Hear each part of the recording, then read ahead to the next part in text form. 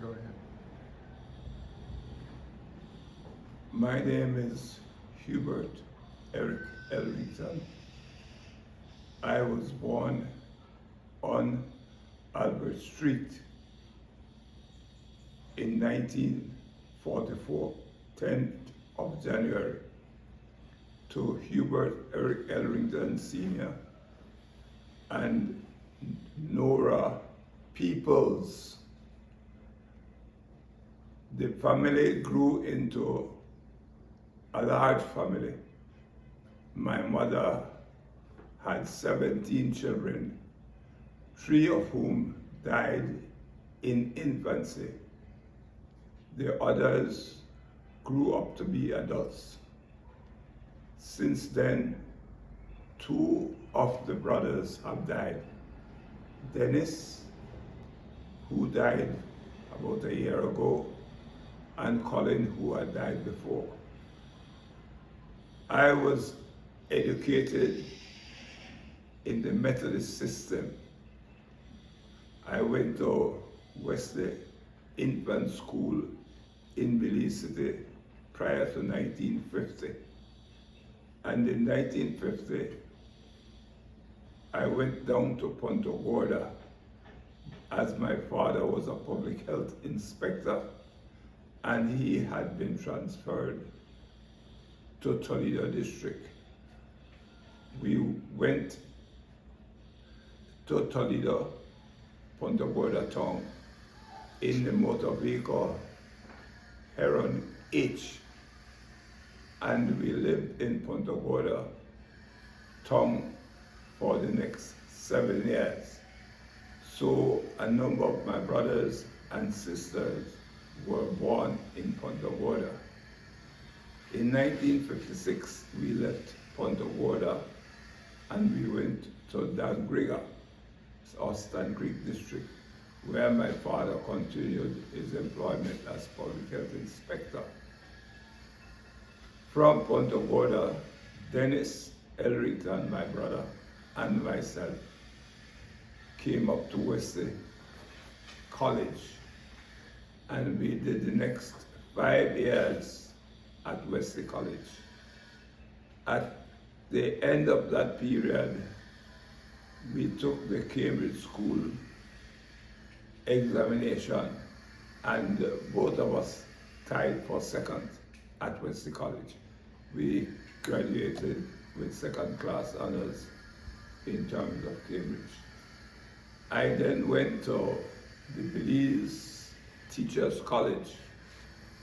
This was as a pupil teacher, and I did the first class teacher's exam from the Belize Teachers College, where I think I must have topped the class.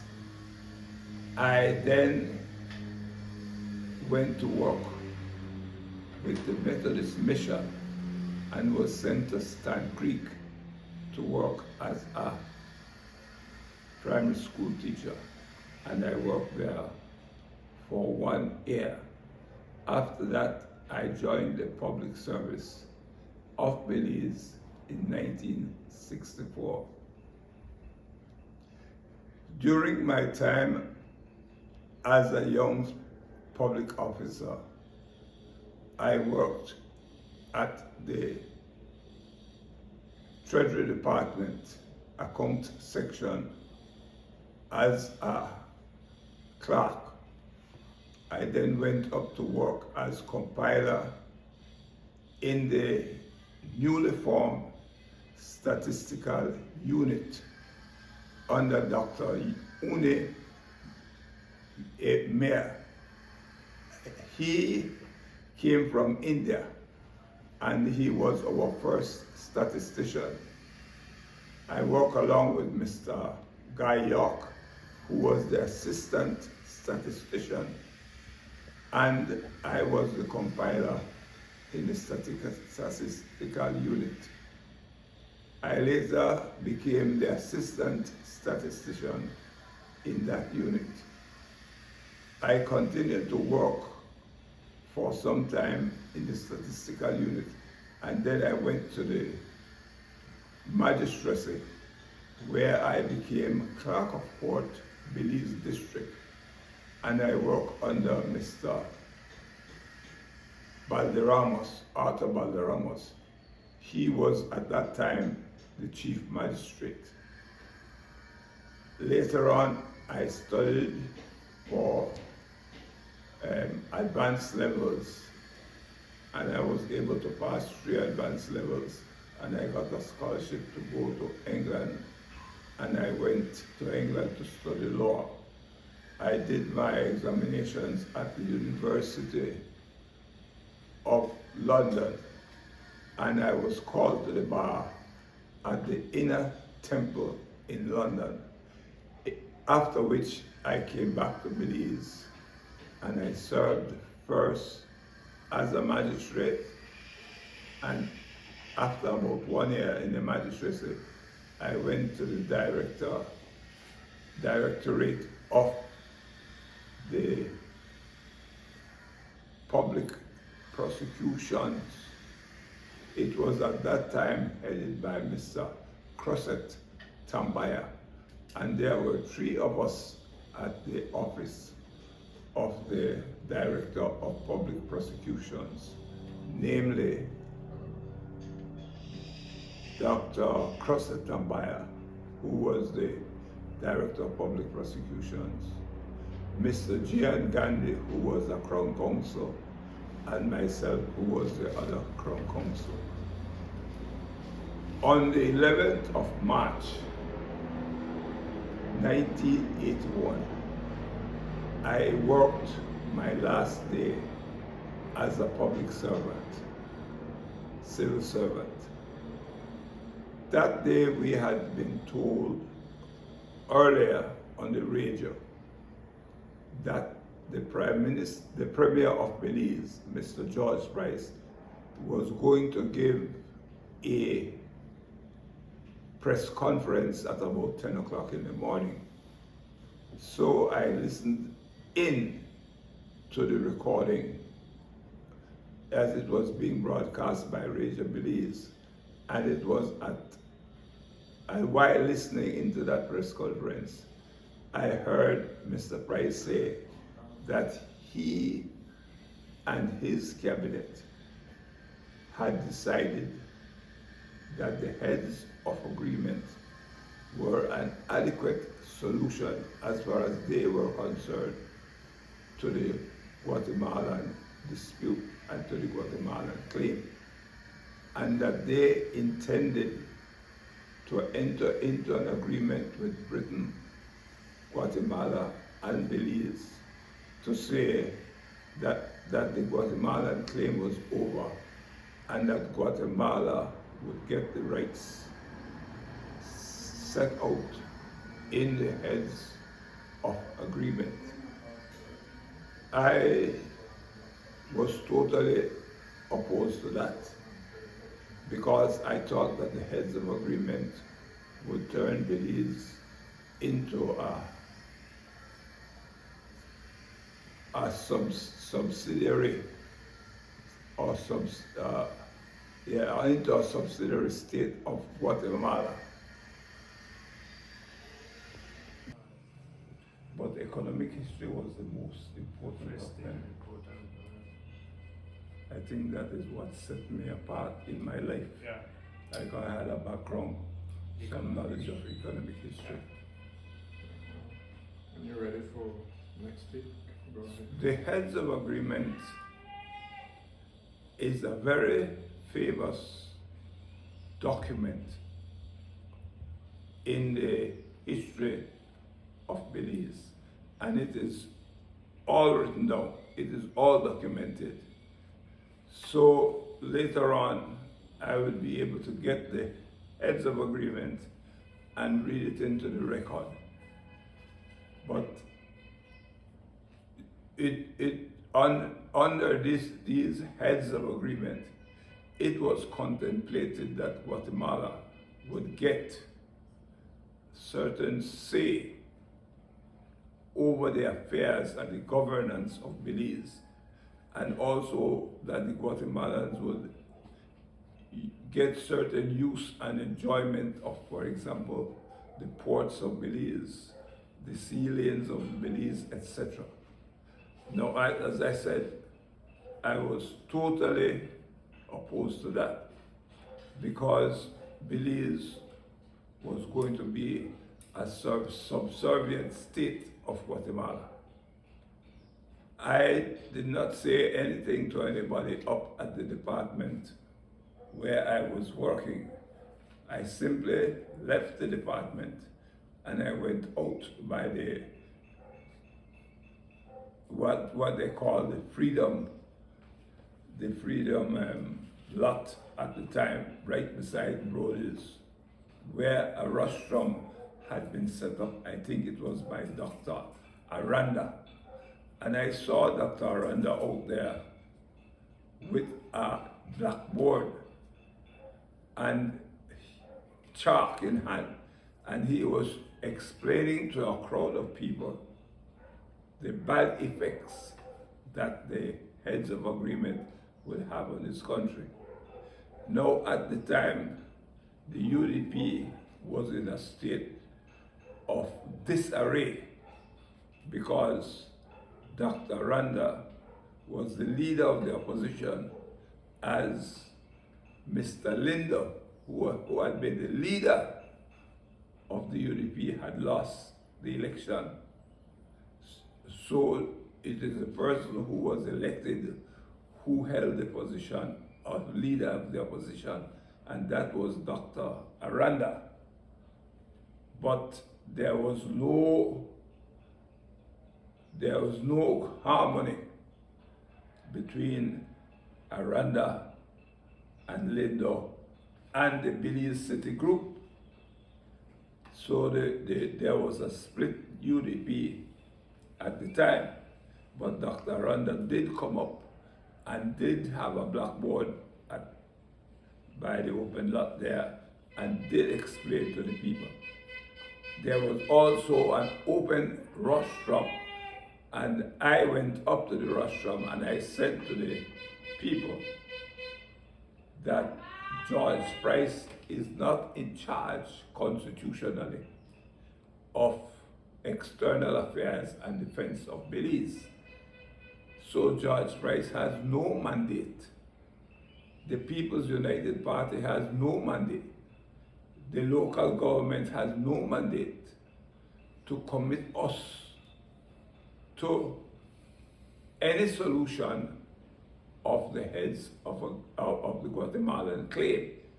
That is a matter which would have to be brought to the Belizean people by way of a referendum, and the British government had the responsibility of ensuring that we had a say in the matter by holding a referendum.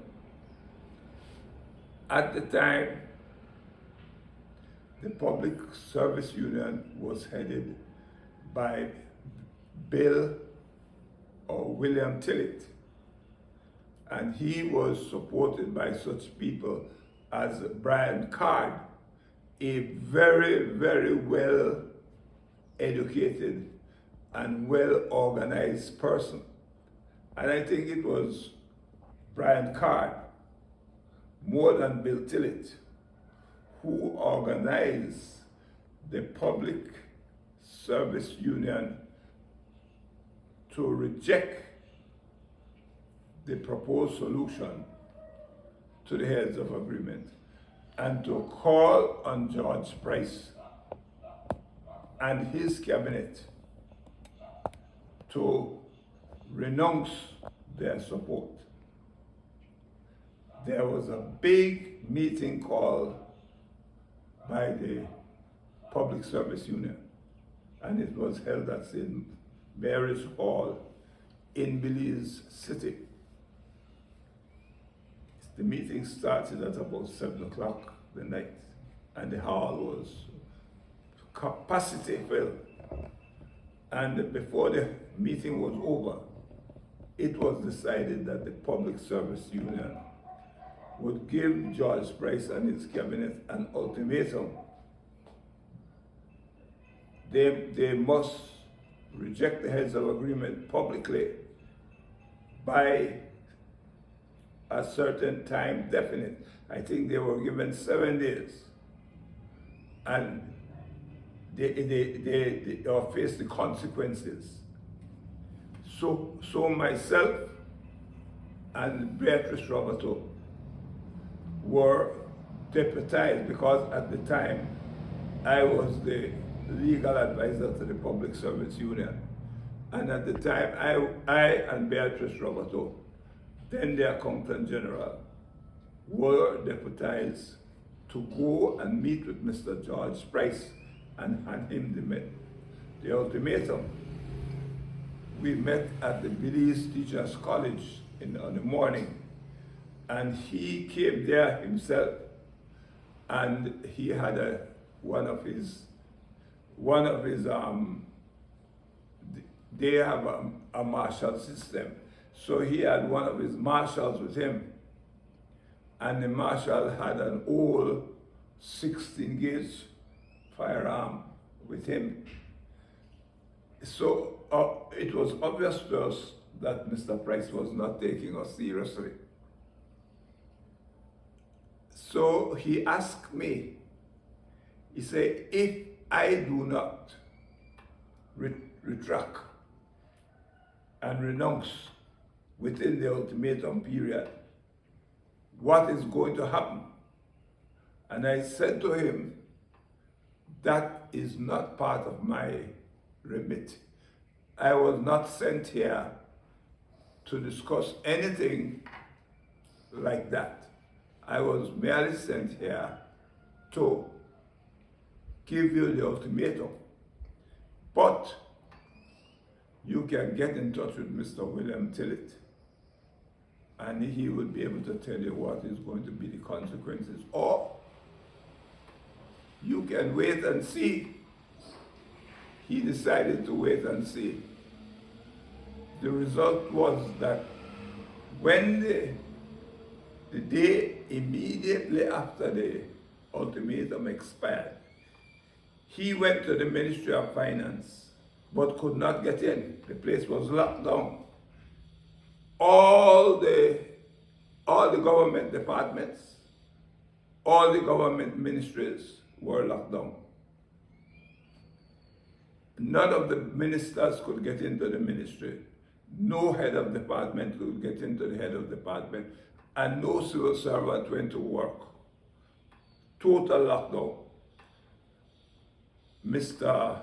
Ishmael Gomez, who was then head of the Chamber of Commerce, brought the Chamber of Commerce in, the merchants and their employees in. So the stores and businesses joined the strike. The teachers came in, and a whole lot of other organizations in Belize came in, to the point where the entire country came to a standstill.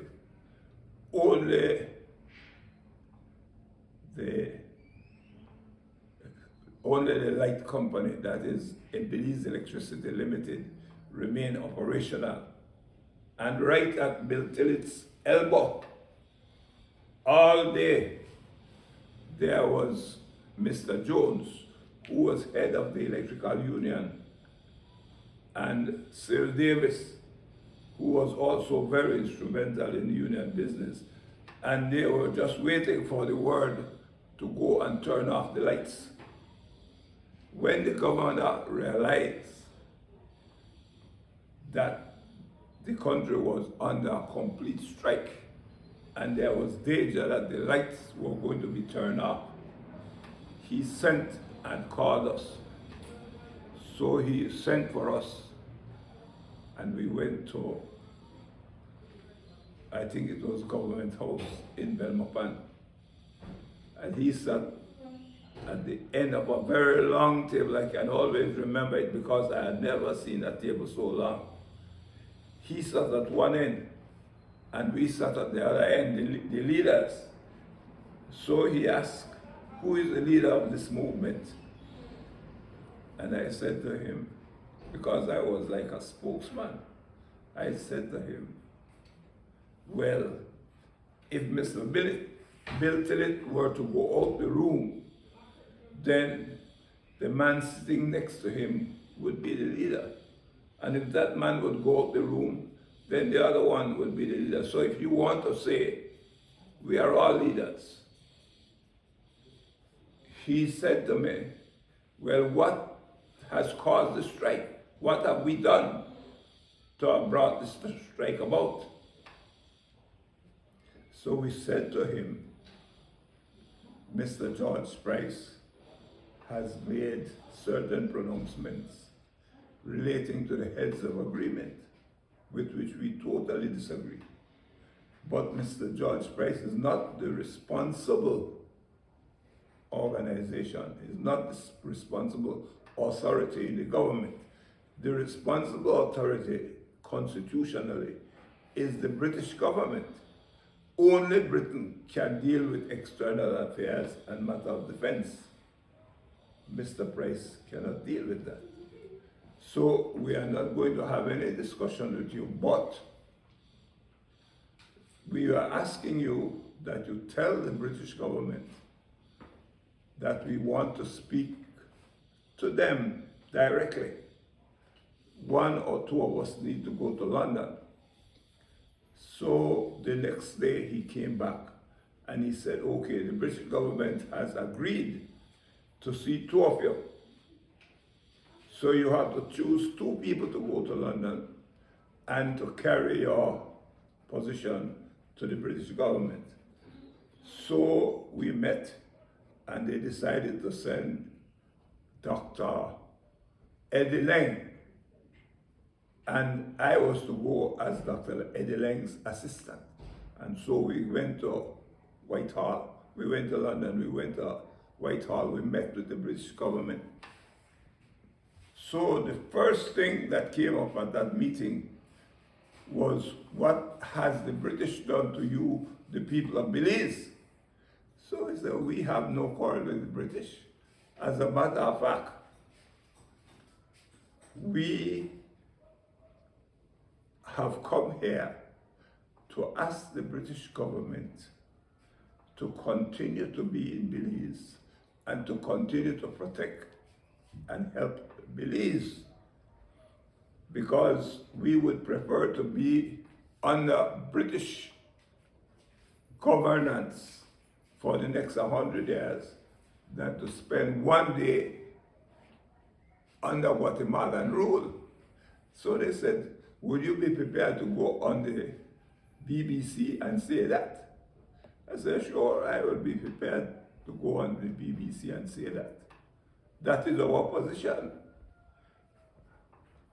Before we left the meeting, they had arranged for the BBC reporters to come in and record us, me in particular, saying exactly that. So the British has the BBC has a recording of what was said to them.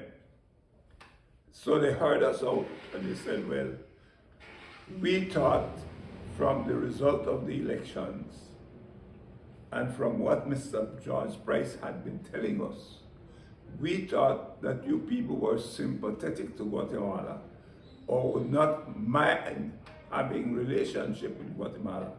Then, well, Mr. Price has been telling you a lot of lies. He has been giving you the impression that when he win the election, it meant that Belize, everybody in Belize was following him.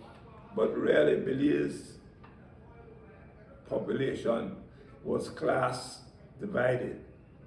52% represent like the working class, and 48% represented the middle and upper classes. And the middle and upper classes never supported George Price in any way. And what has happened in this strike is that some of the working class people has joined with the middle class and upper classes and has shut the country down, because we don't want anything at all to do with Guatemala. We don't want to have these heads of agreement over us.